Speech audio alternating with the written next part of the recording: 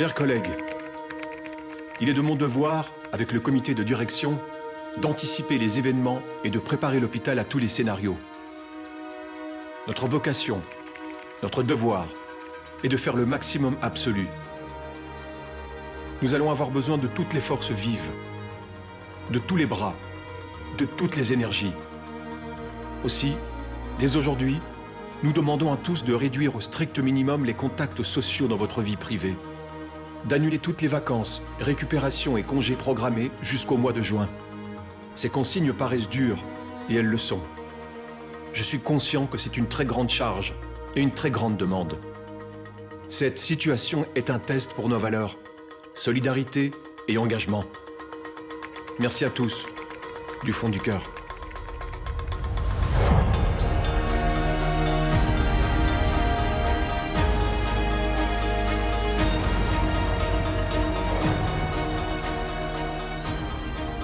Il faut absolument tout faire pour qu'un scénario à l'italienne ne puisse pas arriver en Belgique et donc qu'on se prépare.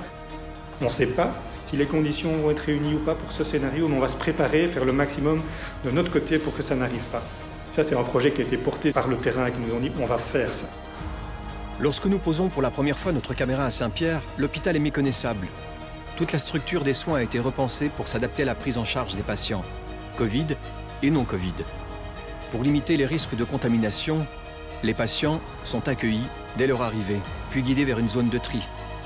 Mais ce qui attire d'emblée l'attention, c'est le village des tentes, monté à la hâte par des scouts bénévoles. Donc ici, on se trouve à la sortie des sas des ambulances, des urgences de l'hôpital Saint-Pierre. Et donc à la sortie de ce sas, on a refait un nouvel hôpital. Et donc on a créé 6 petites unités avec 4 salles de consultation. Et qu'est-ce qui vous arrive aujourd'hui, monsieur, dites-moi? Pas de fièvre. Je vais prendre votre tension. Vous pouvez rentrer votre bras. Les patients et les soignants se protègent l'un l'autre grâce à cette plaque de plexiglas qui permet de les examiner, équipés avec des gants et un masque, sans risquer la contamination par aérosol ou par gouttelette.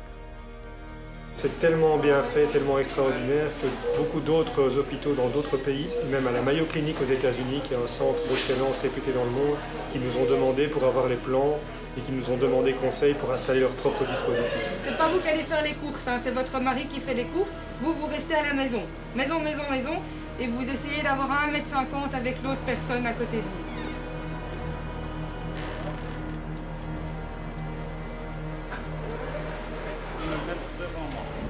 Alors dès le départ, l'urgence c'était transformer des lits en lits Covid, augmenter donc les capacités des équipes parce qu'aujourd'hui on a besoin de 2 fois le staff nécessaire pour un patient en temps normal. La difficulté au début c'était de reconstruire des équipes, trouver au lieu de 15 personnes pour une équipe, 30 équivalents temps plein, ça c'était la grosse difficulté. On a commencé le travail, on ne se connaissait pas, donc on a mis des étiquettes où on a écrit notre prénom. Et voilà, Madame Lombo est passée une fois chez nous et nous a fait nos plaquettes avec nos propres prénoms. C'est la première fois que je ne suis pas dans mon équipe. Mon équipe n'a que 4 personnes le matin. Ici, j'avais 15 personnes le matin à gérer. Je ne sais pas si vous réalisez, c'est quand même énorme. Hein?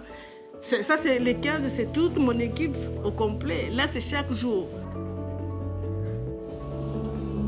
Ici, vous êtes dans ce qui était auparavant notre salle de réveil, qu'on a complètement retransformée en unité de soins intensifs. Nous mettons tous les patients qui ne sont pas affectés par le Covid. Et donc, il y a tout un staff, des médecins, des anesthésistes qui ont conçu ceci. Tout le monde est venu en renfort, tout le monde a mis la main à la pâte, constitué une équipe de gens compétents mais qui ne se connaissaient pas forcément. Carrément, on ne fait plus la même chose. Donc, tout le monde a fait, pendant sa formation, on a fait 6 mois de soins intensifs, mais pour la plupart, on est quand même plus du tout dans ce qu'on fait tous les jours. Moi, je suis assistante en anesthésie en 2e année et aujourd'hui, on est reformé pour être aide infirmière aux soins intensifs. Je les aimais déjà beaucoup, nos infirmiers, mais c'est vrai que là, on a encore beaucoup plus de respect pour tout leur travail. On a aujourd'hui formé plus de 1000 personnes dans notre hôpital avec une équipe de formateurs qui travaillent 7 jours sur 7, de 7 h du matin à 9 h du soir. Ça, c'est mon linceul. On forme tout le personnel qui est amené à être en contact avec des patients, soit suspects, soit confirmés Covid-19. Je pense qu'on est à au-delà de 1200 collaborateurs, mais tout diplôme confondu. On a des ophtalmos, des dermatos, des infirmiers, des kinés qui sont amenés à faire des soins. Déjà, ce sont des personnes, pour la plupart, qui sont volontaires. Ils arrivent vraiment ici dans un bel état d'esprit. Donc ils ont envie d'aider, ils ont envie d'être participatifs, volontaires. Celui qui entre en chambre, indépendamment de son diplôme, il suit toutes les consignes qui sont édictées. On ne retient rien. On n'a rien à prouver. Le risque est potentiellement le même pour tout le monde. Et ça, je pense que ça a été très anxiogène pour les soignants qui se trouvaient dans des unités non Covid. Parce que quelque part, on est encore mieux protégé si on sait qu'on travaille dans une unité Covid. Puisque là, on a le matériel. Je pense que ce qui fait vraiment la signature du CHU dans cette crise, c'est le pari que les psychologues ont accepté de faire, de rester physiquement présents auprès de leurs collègues. Comment ça va, Valérie? Ça va bien. Ça va bien.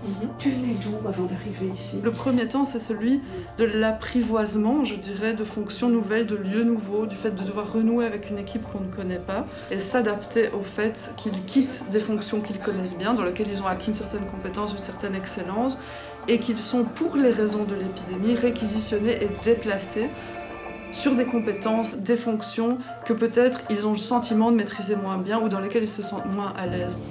Je suis infirmière aux soins intensifs au 607A depuis environ 15 ans et c'est ma première après-midi en unité Covid, donc je commence par être aide pour probablement d'ici quelques jours être opératrice. Ça fait un peu peur quand même, hein, mais sinon je suis avec des gens en qui j'ai confiance, on est bien encadré je pense, on est bien ici. Bon, enfin, quitte à être dedans, autant être ici je pense. Tant qu'on n'a pas été dans une unité Covid, on a peur. Une fois qu'on est rentré dedans, on a aidé une première fois, on sait quoi faire avec les prélèvements et tout. En fait, la peur, elle y est. Enfin, moi, j'ai pas peur. On est couvert de la tête aux pieds. On meurt de chaud là-dessous, mais c'est important pour se protéger soi. Se protéger soi, protéger ses proches, éviter de ramener les bactéries, les virus à la maison. Et voilà, c'est grâce à ça qu'on peut travailler en confiance. Ouais, ça, c'est la clé, c'est clair. On soigne le Covid grâce aux bandelettes oranges et aux agrafes. Voilà, c'est ça le nerf de la guerre. Force orange et les agrafes, c'est l'essentiel pour soigner le Covid.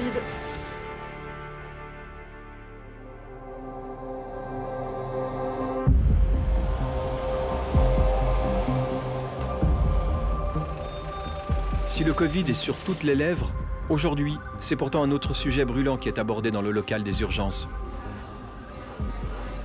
On a un retour de nos équipes depuis quelques jours où effectivement les gens des Home sont très démunis.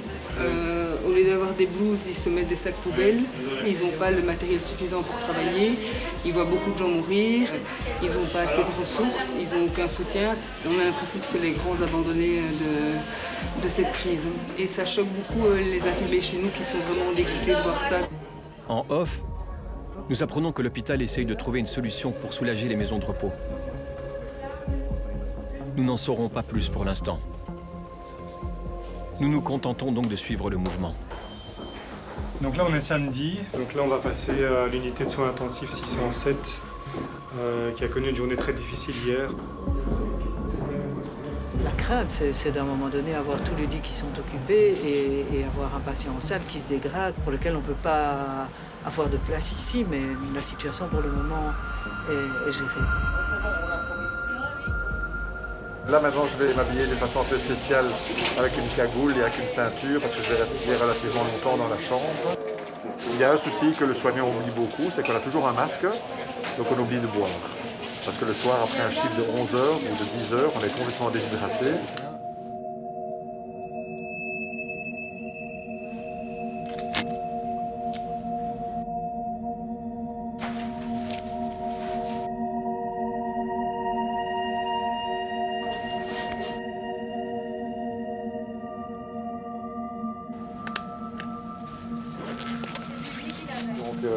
Si je reste là dans la chambre pendant 2 heures, 2 heures et demie, J'aurai chaud, c'est pour ça qu'on a mis la ceinture, parce que la ceinture permet un air un peu plus respirable. Mais quand je vais sortir, mon uniforme sera trempé.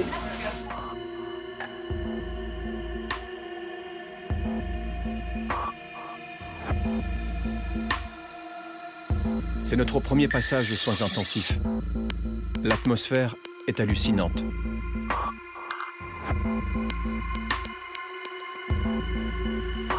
La tension est palpable. Ici, chaque geste a son importance.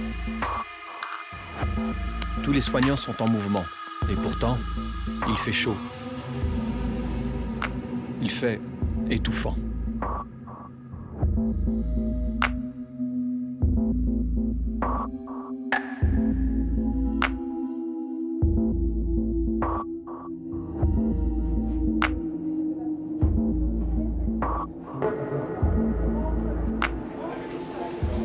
Maintenant, je vais aller dans l'autre chambre. Et c'est ce que je fais à longueur de journée, c'est rentrer, sortir. C'est notre travail quotidien.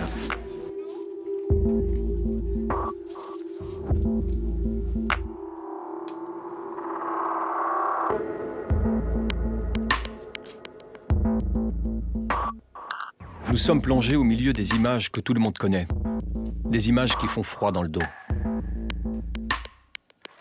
Mais les soins intensifs ne sont que la partie visible de l'iceberg. Sous la surface, c'est tout l'hôpital qui est submergé par le Covid. Dans les rayons de la pharmacie, nous assistons au balai incessant de la préparation des médicaments. Un par un, minutieusement.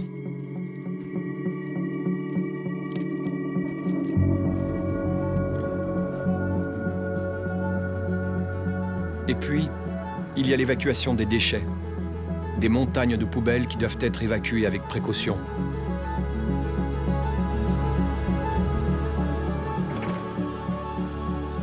Pour lutter contre le Covid, dans chaque recoin de Saint-Pierre, il faut frotter, nettoyer, désinfecter. De jour comme de nuit, il faut frotter, nettoyer, désinfecter.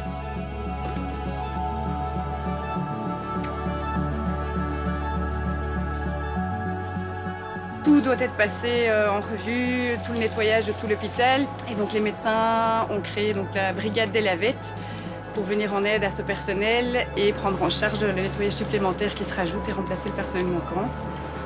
Embryologiste. Secrétaire de département. Donc c'est pas du tout mon domaine, mais on est là pour prêter main forte. Pas besoin de faire du sport. Venez nettoyer les tentes.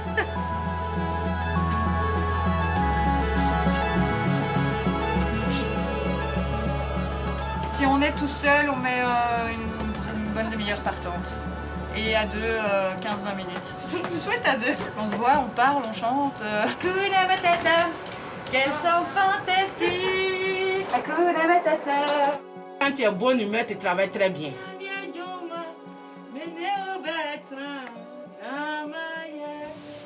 Merci, bisous. Moi.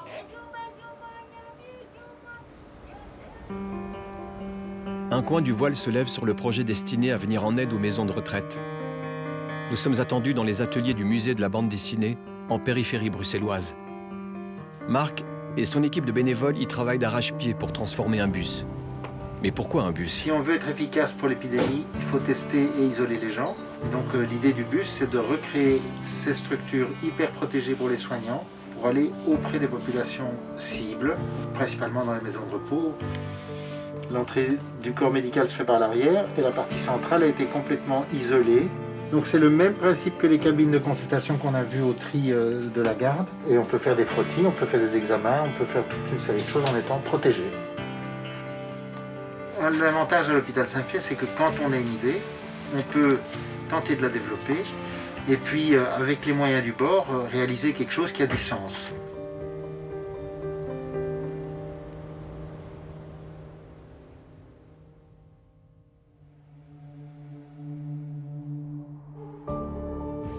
Un nouveau jour se lève. Bruxelles est toujours à l'arrêt. Chaque jour apporte son lot de nouveautés sur la connaissance du virus. Il y a des rumeurs, des fake news, des faits, la presse converge vers Saint-Pierre pour s'informer. Parce que Saint-Pierre, ça a une légitimité. À Bruxelles, en Belgique, on sait que c'était un hôpital de référence ici, justement, pour tout ce qui était Covid-19. Quand, par exemple, on doit faire un direct par rapport aux chiffres, c'est ici devant qu'on peut se retrouver, devant l'hôpital, devant l'entrée qui est bien connue. Et dans cette période-ci, on sait que Saint-Pierre, c'est un petit peu le centre des attentions. Donc voilà, c'est pour ça qu'on est là. On n'est pas frustré parce qu'on sait que ce qui se passe à l'intérieur est très compliqué, mais la communication est très bonne. Il y a tout le temps quelqu'un qui répond, qui nous dit oui, ça va être possible, non, ça va pas être possible. Évidemment, nous, on a envie d'avoir accès à tout, mais on se rend bien compte que pour des mesures sanitaires, c'est pas possible. Donc nous, notre rôle, c'est de contribuer à la bonne information, mais pas au détriment des soins, pas au détriment de nos soignants, pas au détriment des patients. Et donc ça, c'est parfois une limite qui n'est pas facile à faire comprendre. Qu'on ne cache rien, c'est pas parce qu'on ne montre pas tout qu'on cache des choses, mais on préserve quand même nos équipes et les patients. C'est notre mission première, c'est les soins, c'est pas des studios d'enregistrement. On pense qu'il y en a qui le comprennent très bien, d'autres un peu moins.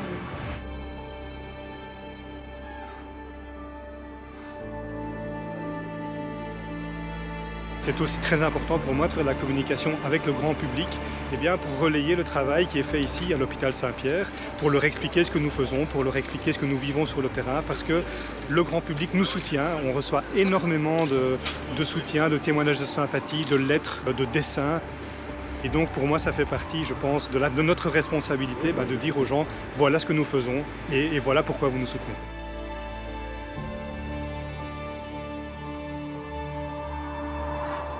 Ah, bonjour, les pizzas pour les Saint-Pierre, pour aider un peu à vivre un peu mieux notre médecin qui travaille pour nous. Voilà, quelque chose d'italien. Voilà. Merci. Je vous en prie. On est extrêmement touchés par toutes les marques d'attention qu'on reçoit de commerçants, de traiteurs, de gens du coin ou même de citoyens bienveillants qui pensent à nous et qui nous envoient des pâtisseries faites maison, des gaufres, des gâteaux. Donc un tout grand merci à toutes ces personnes qui pensent à nous sans nous connaître et qui nous envoient toutes ces bonnes choses. Voici un plat préparé avec amour pour l'être humain que vous êtes par un autre être humain qui vous envoie de la bonne énergie. Voilà, s'il vous plaît. Merci beaucoup. Voilà, ce sont des chocolats. Merci beaucoup. On a reçu énormément de dons, que ce soit financier, mais aussi énormément en nature. Et donc, il a fallu mettre en place effectivement toute la logistique de distribution de ces dons, les réceptionner et ensuite faire en sorte que l'ensemble de l'hôpital sur les 2 sites reçoive ces dons.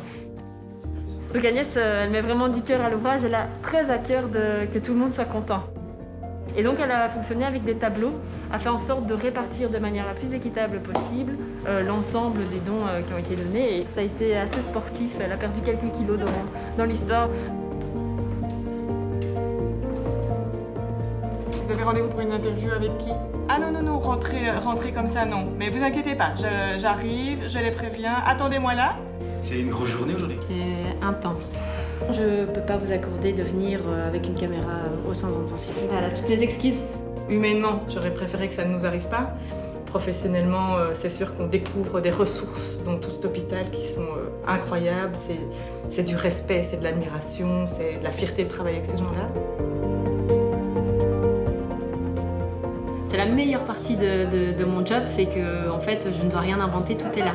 Il n'y a plus qu'à communiquer sur tous les talents de notre institution et donc vraiment, moi, je suis très fière de travailler pour ces gens-là. Comme on le dit souvent, on a un esprit Saint-Pierre qui est très très fort et qui est ressorti par tous les membres de notre institution, je pense que je peux le dire, qui est très rassembleur. On est vraiment là les uns pour les autres. C'est pas de la com, c'est vraiment l'ADN du CHU Saint-Pierre, c'est ça, c'est l'esprit qui règne ici.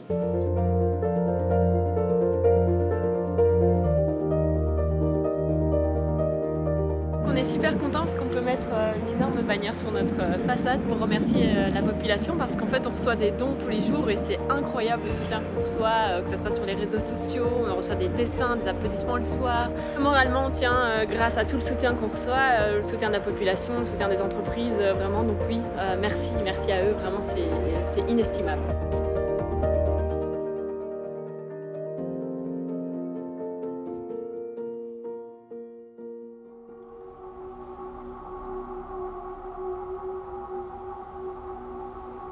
En Belgique, la saga des masques bat son plein. Détournés, renvoyés, de mauvaise qualité. Il n'y a plus de solidarité internationale, il n'y a plus de respect pour rien, c'est chacun pour soi. Et donc, réquisition. Les grands pays qui sont producteurs de masques ont gardé leur stock. Des millions de masques chinois débarquent à Bruxelles. Il y a un doute sur leur fiabilité, mais ils sont tout de même livrés aux hôpitaux. Ce sont les fameux masques qu'on a reçus de Chine, la fameuse commande qu'on attendait. C'est aux pénuries de cela pendant une période. La qualité n'est pas la même que les originaux. On a reçu des dons de masques, mais ça diminue, quoi. Donc, je ne sais pas quand ça va rentrer, mais le stock diminue au fur et à mesure. Donc ça devient un petit souci. Au niveau du matériel, on commence à en avoir de moins en moins, évidemment. Et donc il faut un peu imaginer. On leur dit, imaginez que vous avez une charlotte sur la tête, imaginez que vous déchirez la cordelette. Voilà, c'est comme ça. On s'adapte. Il n'y a pas de produit, mais on simule une désinfection à la solution hydroalcoolique. On le fait à l'air. On fait pchut. Ça, c'est le fameux masque FFP2 qui fait couler tant d'encre. C'est plus difficile pour ceux qui n'imaginent pas bien, qui comprennent quand ils voient quelque chose. On a dû adapter les formations par rapport à ce matériel qui est en pénurie. On a commencé à habiller une seule personne sur le groupe et pour en arriver à je suis formateur aujourd'hui et c'est moi qui m'habille pour faire la démonstration aux personnes qui viennent en fait assister à la formation. On a des soignants qui sont encore volontaires tant qu'ils sont protégés. Je ne sais pas comment ça peut se passer si on ne propose pas un même degré de protection. Pour l'instant ça va mais on se questionne quand même pour la suite. On me disait que c'était 4 heures la durée de vie de ce masque. Et là, du jour au lendemain, parce entre guillemets... on est dans une situation de pénurie. Maintenant, on analyse des choses de très près. Et en fait, on se rend compte que ces masques peuvent durer plus longtemps et surtout peuvent être restérilisés. Donc on a tout testé ici avec les experts. Bien, le masque garde tout à fait toutes ses propriétés à 100%. Actuellement, on a des masques pour tenir jusque quand? Donc je pense qu'on se pose la question. On a des masques pour tenir, on peut encore tenir 1 mois. D'ici là, on aura d'autres masques qui vont rentrer, donc ça, vous ne devez pas vous inquiéter. On a un peu peur qu'à un moment donné, on nous demande de rentrer avec les masques chirurgicaux, des visières. Et, on se sentirait vraiment moins bien protégé, voire pas assez du tout par rapport au virus qu'on ne connaît pas parfaitement les critères. Tous ces masques qui arrivaient de Chine, même s'ils remplissent les normes communauté européennes, quand on les teste en conditions réelles, ils ne sont pas performants à 100%. Très vite, on s'est rendu compte qu'on allait être à court de masques FFP2. On a réfléchi à l'utilisation de la stérilisation, parce que ça, c'est une technique qui est validée, qui est connue dans la maison. Et donc, sur base de ce qui se fait dans d'autres hôpitaux universitaires en Europe, on a fait des tests recyclés, stérilisés. On a soumis aussi ces masques à une firme extérieure qui est spécialisée. Et donc, le masque restait parfaitement performant après 5-6 cycles de stérilisation. Les premiers masques arrivent sous nos yeux à la stérilisation. C'est l'improvisation. On nous a appris qu'il fallait restériliser les masques FFP2. Là, on se rend compte que c'est pas si évident que ça. C'est pas évident. Mais il vaut mieux les prendre tous et les mettre dans un seul sachet. Il ne faut pas les faire un par un. Même si c'est des unités différentes. S'il y avait moyen de faire quand c'est clair, parce que vraiment, c'est pris au dépourvu. Ça, c'est vraiment la première fois qu'on les fait maintenant. Donc, on doit trouver le bon procédé. Là, vous débarquez, on doit commencer à s'habituer à les avoir. Mais notre responsable est là! Attendez, ne filmez pas encore! Non, on n'a pas encore filmé. Aujourd'hui, nous recevons pour la première fois les masques FFP2 à restériliser. Après le cafouillage des premières minutes, la stérilisation des masques est lancée. La procédure est suivie à la lettre et les masques sont renvoyés aux unités dans les délais. Chaque jour, toutes les unités sont confrontées à des changements. Depuis la crise Covid, elles ont dû apprendre à s'adapter sans cesse aux circonstances. Je suis très fière de mon équipe sur laquelle je peux compter. Troisième utilisation.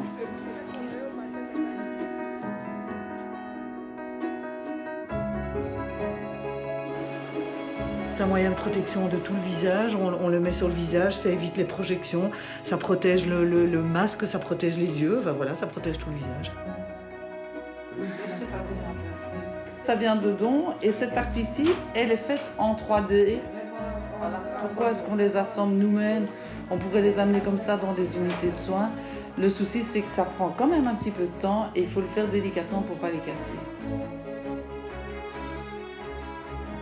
À vue de nez, combien est-ce que vous faites de masques sur une journée? Ah, ça c'est la question piège. Une bonne centaine.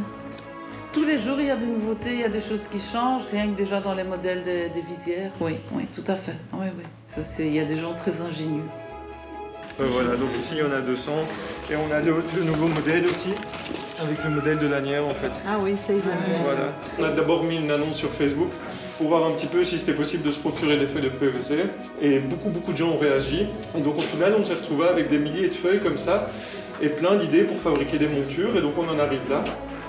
Donc la conception des montures, c'est ça a été discuté avec le laboratoire de l'ULB. Donc on a essayé plusieurs montures et ça c'est un petit peu le résultat final. Il s'est passé avec les respirateurs exactement ce qui s'est passé avec les masques. Les grands pays qui sont producteurs de respirateurs ont réquisitionné leur stock. Maintenant, nous avons une bonne nouvelle après différents reports ce week-end que nos respirateurs sont arrivés en Belgique. Ça, c'est un grand soulagement parce qu'ils étaient bloqués à l'étranger et là, ils sont arrivés à Bruxelles. Donc, on va les avoir. Oui, bonjour, c'est Marc de Crelier à l'appareil. Oui. Je voulais savoir où vous en étiez. Nous arrivons. Parce qu'on est là avec... il y a un comité d'accueil, hein, ça je peux vous le dire.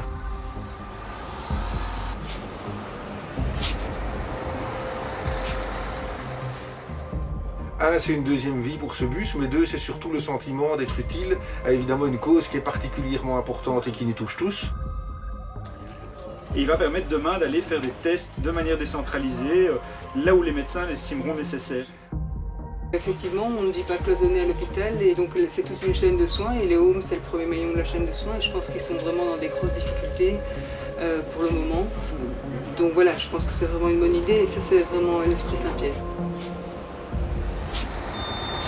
On est donc lundi matin, 8h moins quart, on est devant la maison de repos Vézal.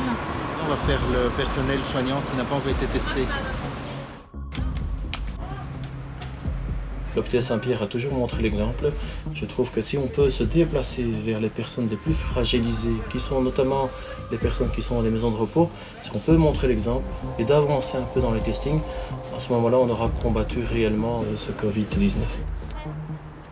En ce moment, des gens qui font tout à fait autre chose viennent nous aider parce qu'il y a beaucoup de postes dans le bus qui ne nécessitent pas nécessairement qu'on est médecin. Je suis étudiante en médecine, donc ça me permettait un peu de voir la réalité parce que nos stages se sont arrêtés, donc c'était une manière d'aider comme je pouvais. Moi je m'appelle Zoé, je suis étudiante en psychologie. Très bonne ambiance. Vendredi on a fait presque 100 personnes.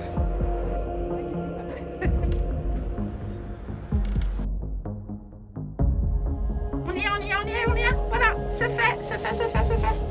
Vous pouvez remettre le masque. Je sens que les gens sont soulagés quand c'est fait parce que maintenant ils ont vu ce petit et ils sont un peu moins inquiets.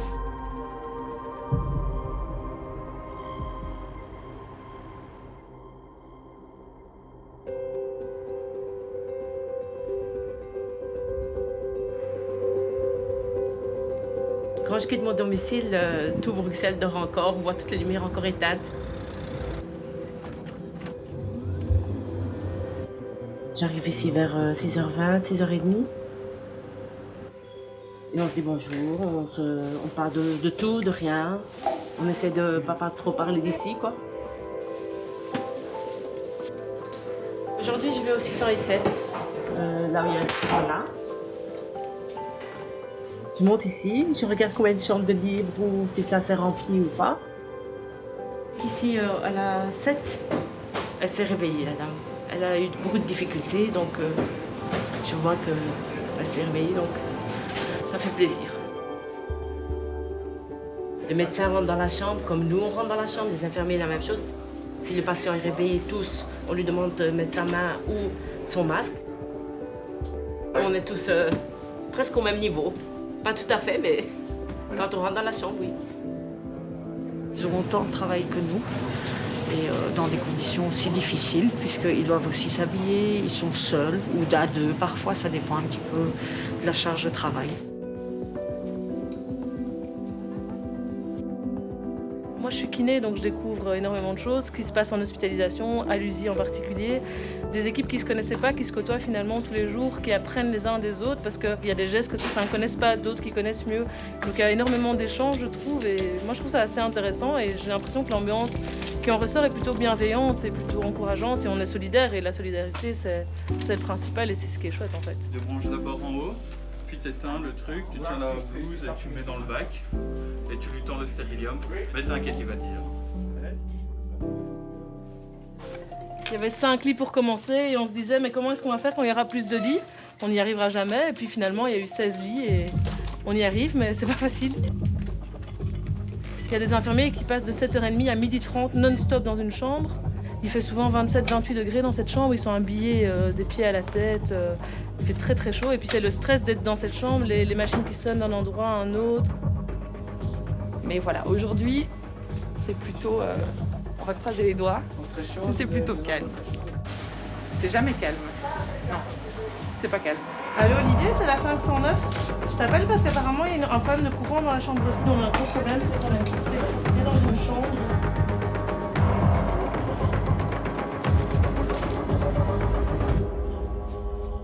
Apparemment c'est une prise qui aurait lâché sur laquelle est branchée la CVVH. C'est une dialyse en continu parce que ses reins ne fonctionnent plus. Par contre, ce qu'ils ont peur, je pense que c'est le reste lâche et donc il a une ECMO. Donc c'est un poumon artificiel à l'extérieur de son corps qui oxygène son corps. Donc si ça lâche, c'est pas terrible.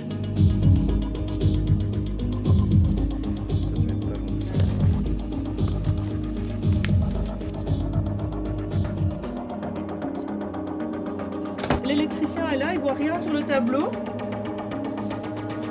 Ah oui, mais donc vous avez besoin d'un bloc. On vient aux soins intensifs pour échapper à la mort. On sait que quand un patient est ici, la famille souffre et on doit en tenir compte. Et donc il y a eu beaucoup de gestion téléphonique avec ces familles. Je serai prendre au téléphone. Allô? Il n'y a plus personne. Chaque infirmier a ses patients attitrés. Et quand la famille téléphone pour le patient, on aime bien que ce soit l'infirmier qui s'est occupé du patient, qui donne des informations. Ça, on ne le fait pas normalement. Et ici, quand le patient ne va pas bien, on le dit. On doit être honnête et sincère. Ça va, ça reste stable, madame. De rien, merci beaucoup, monsieur. À bientôt. C'est courir partout, c'est travailler de 7h à 14h, enfin, presque sans boire, sans aller faire pipi, sans... Et ça, c'est vraiment... C'est lourd, quoi. On donne tout pour les gens et on n'a pas le choix, en fait. C'est soit nous, soit la vie des gens, quoi. On laisse tomber personne. C'est quelque chose qui fait partie de notre ADN. On est très surpris parce qu'on reprend un patient, on dit voilà, dans sa médiocrité, il est stable, ça va globalement, et puis on rentre en chambre et en 1 heure, il se détériore, ils font une hémorragie et tu sais plus rien faire, quoi. Donc c'est... Ouais, et on sait pas.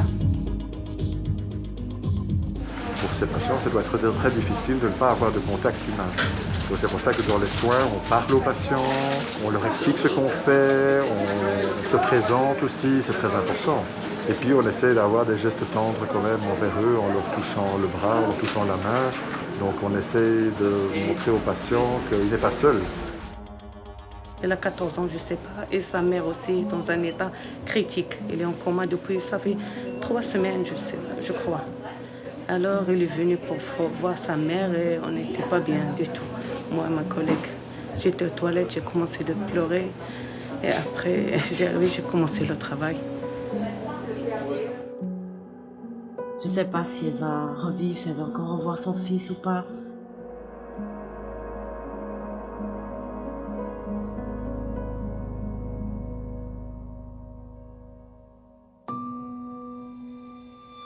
La semaine passée, le frigo ici était rempli. On n'avait plus une seule civière, on ne savait même pas où on allait les mettre. Sur 2 semaines de temps, on a eu une grosse vague de décès. J'ai jamais connu ça depuis 10 ans que je suis ici. Tout est plein, monsieur. On fait quoi avec... On met le jour pour lequel je ne le fais pas. Ici, on travaille quand même pour Saint-Pierre, Bordet, César de Pape, et on est à la morgue communale de Saint-Josse-Tenoute aussi. Donc, 4 endroits sur une seule morgue, je pense que ça fait du passage. Pour nous, personnellement, c'est assez dur, parce que... On a l'impression de travailler au GB maintenant. Voilà, oui. On ne s'occupe plus d'eux, en fait. Moi, mon travail à moi, c'était de mettre les corps correctement, de les présenter beaux à la famille, qu'ils voient quelque chose de correct. Ici, on ne sait rien faire. On ne peut pas les habiller parce qu'on ne peut pas ouvrir la gaine. C'est assez pénible quand même. Oui, c'est vrai qu'avec le Covid, j'ai l'impression de ne pas bien faire mon travail parce que je ne peux pas laisser voir les gens comme ils sont. C'est voir ça, j'ai un sac, mais je pense que c'est dur à faire le deuil. Ils viennent voir, il y en a certaines familles qui viennent voir, mais ils ne voient pas le corps. Donc c'est dur pour eux de faire le deuil aussi de leurs proches. Ce n'est pas comme ça qu'on procède avec un vrai décès où on expose la patiente décédée avec des fleurs, on décore, la famille vient comme il veut. On paie avec ces décès, on descend en bas à la morgue. Puis ici, se ferme dans un sac, dans le deuxième sac, et c'est vraiment, vraiment très, très difficile. C'est quelque chose que je pense qu'on ne va jamais oublier. On a eu des décès, pas faciles. La semaine passée, une patiente qui est décédée et son fils était hospitalisé en pédiatrie, ça nous a tous un peu marqués. Et parce qu'on était très proche de lui et de la patiente. On est des êtres humains et donc quand c'est quelqu'un de 50 ans qui décède, c'est toujours très compliqué. Surtout quand on s'est battu et qu'on doit baisser les bras parce qu'on se rend compte qu'on ne sait plus rien faire. C'est un échec aussi pour nous. Quand je commence à nettoyer, je sens que ça c'est la fin parce que je sais son état. Même je ne suis pas une infirmière, mais je sens que, je sais pas, je sens malheureuse plus qu'avant. Avant, même je vois, c'est pas, j'ai un cœur de pierre, mais c'est pas comme maintenant, je sais pas, c'est triste. C'est quelqu'un qui est en train de mourir et la famille, personne, tout seul, ça que j'ai mal au cœur pour eux. Les fins de vie ne doivent pas se passer comme ça ne devrait pas se passer comme ça. C'est triste, je trouve que c'est très triste de voir nos patients partir comme ça, tout seuls.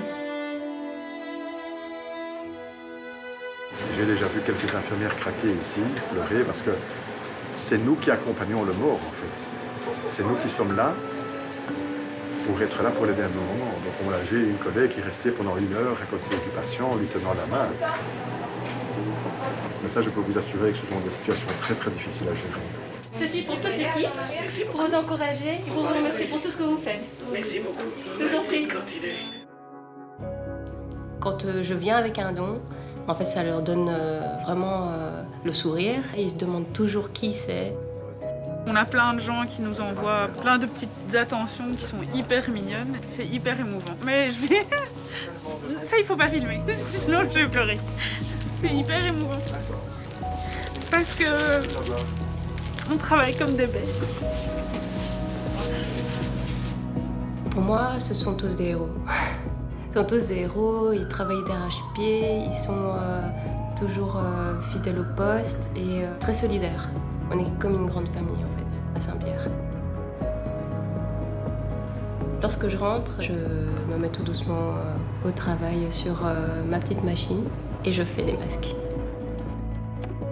Je voulais en faire pour ma famille et ensuite, avec les tissus que j'avais achetés comme ça, je me suis dit pourquoi pas en faire pour mes collègues. Ces masques-là m'ont été demandés et je trouve ça super important.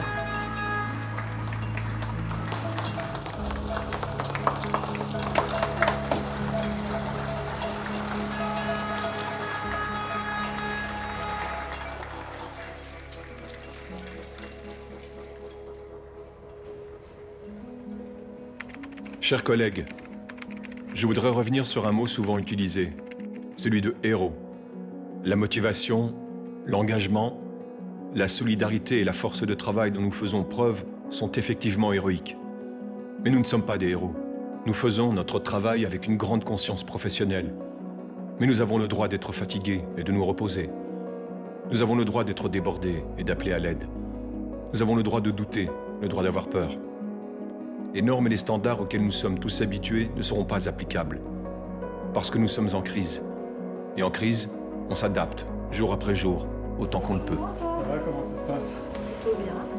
Quand je passe dans les unités et que l'ambiance est détendue, je demande la permission, on fait une petite photo.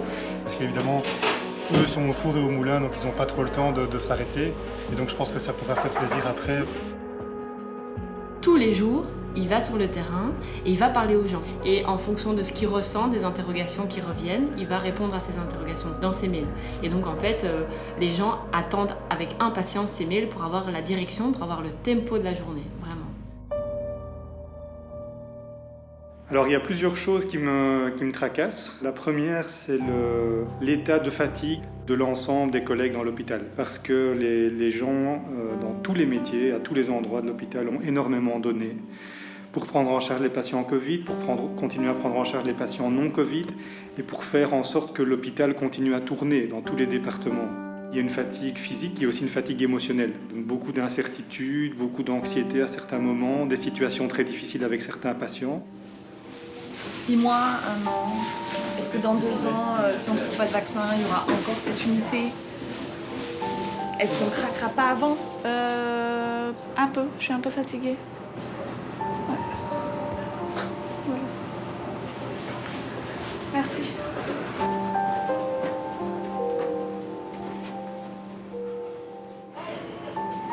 C'est tout le problème de l'infirmier. Enfin, le problème. Je pense que pour faire ce qu'on fait, si on était centré sur nous, ça ne fonctionnerait pas. Et donc au début, oui, il y a l'adrénaline, il y a ce côté un peu aussi hyper excitant. On n'a jamais vécu. Et en fait, l'envers du décor arrive.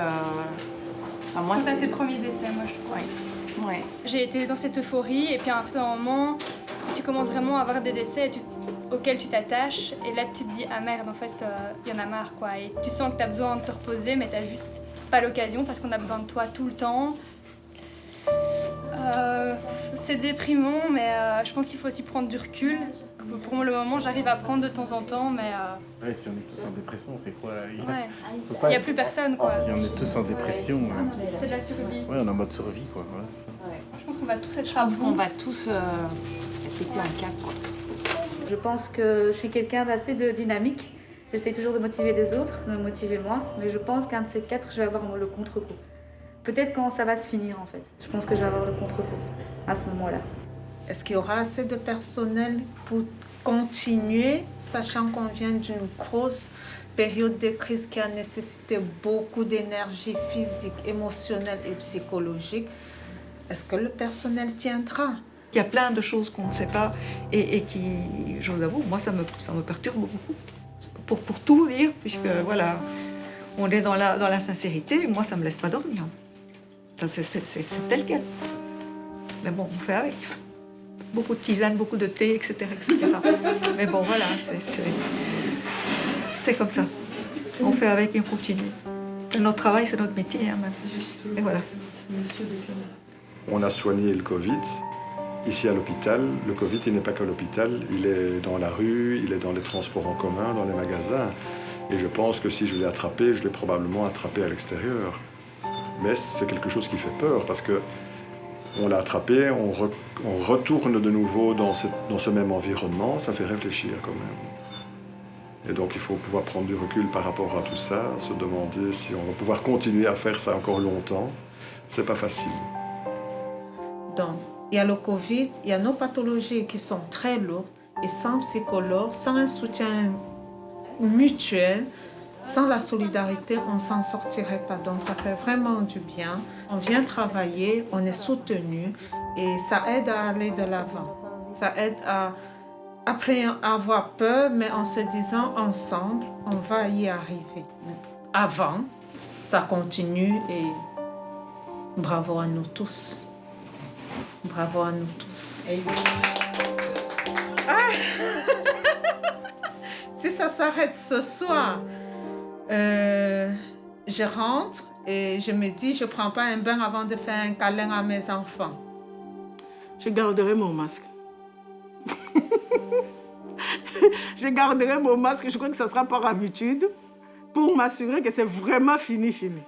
Parfois, on se croise dans les couloirs et la première chose qu'on se dit, c'est quand tout est fini, quand tout sera fini, on l'espère au plus vite, on pourra se refaire la bise et se revoir.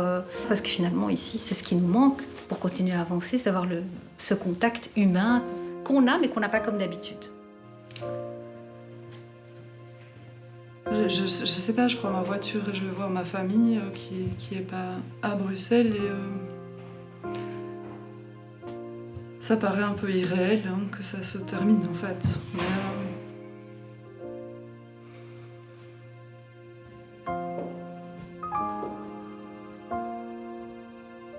Alors, où est-ce qu'on va? Je crois que personne ne le sait. Il faut être honnête. Donc, c'est une incertitude de plus dans un océan d'incertitude, si on veut. L'important pour moi, c'est que sur cet océan d'incertitude, on garde un certain cap. Ce qui permet, en fait, de faire face aux imprévus et d'improviser, mais au sein d'un cadre dans lequel on a le contrôle. Quel que soit ce que l'avenir nous réserve, je pense qu'on sera prêt.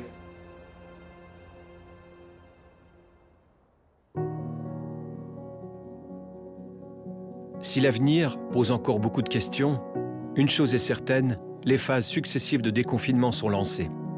Les Bruxellois sortent progressivement de chez eux. Ils se retrouvent, prennent rendez-vous. Alors, n'oubliez pas de venir quand même un petit quart d'heure à l'avance, parce qu'il y a tout un trajet. Il faut vous désinfecter les mains, on vous donne un masque, et puis voilà. Ça va? Aussi, pareil, ça change rien. Oui, merci beaucoup, vous aussi, hein? Au revoir. Eh bien, depuis, je dirais, lundi, depuis hier, on sent vraiment une grande différence dans le nombre d'appels téléphoniques que nous recevons, parce que les gens veulent bien évidemment reprendre leurs consultations, ou en tout cas reprendre des rendez-vous le plus rapidement possible. Pour de nombreux patients atteints de pathologies graves, il est urgent que l'hôpital retrouve son fonctionnement normal. Sans transition, tous les services réouvrent leurs portes, avec un personnel soignant encore sous le choc. C'est dans ce contexte qu'on nous annonce à nouveau l'arrivée des respirateurs. Mais pouvons-nous y croire? Oui. Je pense que maintenant, on y croit. Et c'est clairement l'accomplissement d'un grand moment d'attente. Et puis c'est aussi grâce à l'appel aux dons et donc au soutien du grand public qu'on a pu acheter ces respirateurs qui vont venir vraiment renforcer le soutien matériel aux patients dans nos usines. Ça faisait vraiment des semaines qu'on attendait ce moment. On n'est pas des bricoleux, donc ce qu'on fait, on doit le faire de manière très consciencieuse et il ne faut pas oublier que derrière chaque machine, il y a un patient. Il faut que le truc soit parfait, à 100%.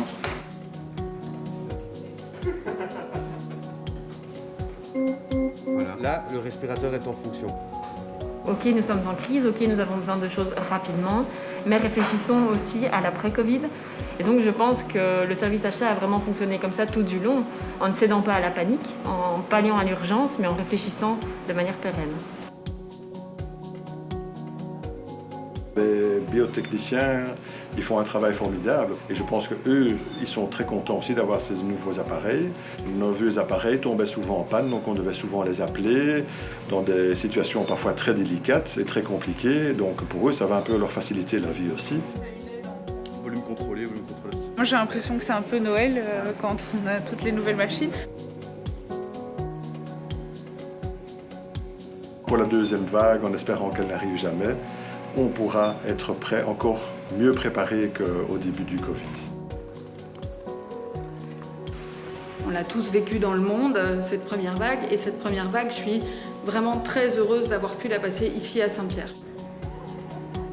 Donc évidemment que ça n'était pas parfait, mais en tout cas, il y a eu vraiment des découvertes de personnes, des découvertes de leadership, des gens simplement qui étaient courageux, qui disaient bah, « moi j'ai la trouille, mais on y va quoi ». Qu'est-ce qu'on a vu, qu'est-ce qu'on a découvert, qu'est-ce qu'on a fait ensemble. Génial.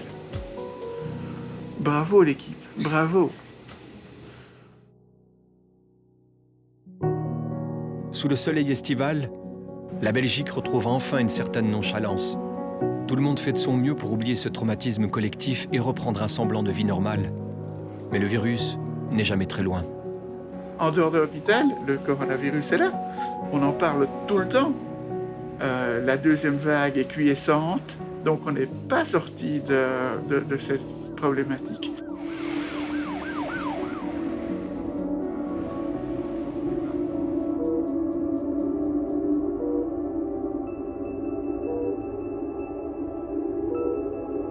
Maintenant, on est en période un peu entre les deux. On a tout le stress du virus.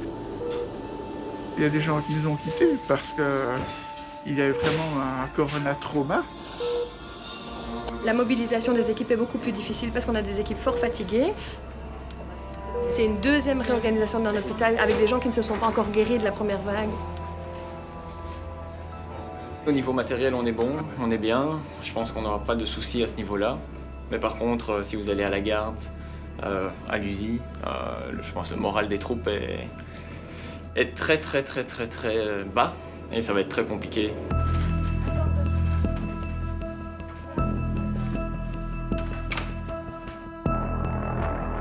Pour l'instant, c'est en train de monter de façon assez explosive, puisqu'on a eu des admissions pratiquement tous les jours de la semaine passée ici aux soins intensifs. Donc voilà, ça devient un petit peu compliqué.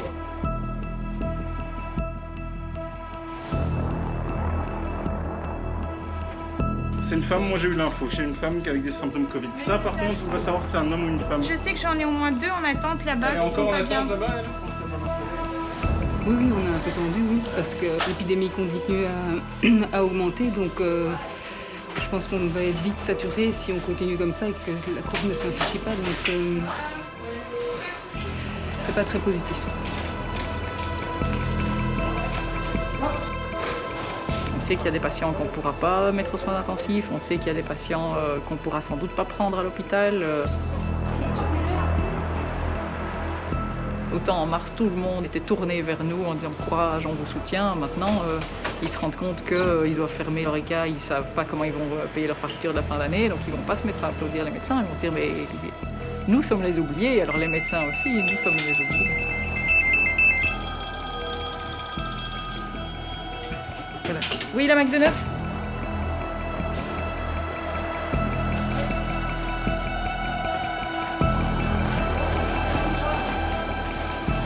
Elle est partie chercher le respi. C'est bon ? Tu t'es sorti ? Oui. Elle va arriver, elle est allée chercher le respi.